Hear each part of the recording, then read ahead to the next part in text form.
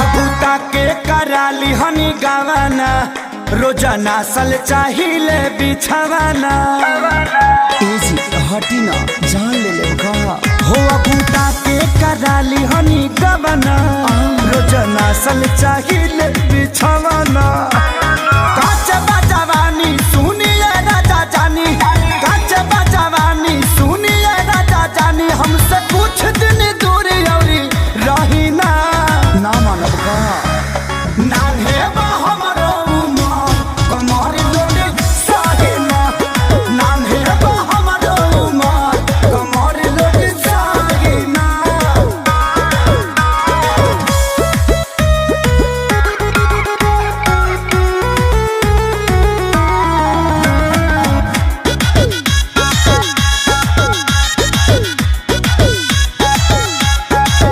नाही करी परेशान अबही बानी हम नादान से जिपा चढ़ी जानी फान लागे ललबलई कोई हम जान दूधा के दांत तुड़िए के दम लेव का नाही कर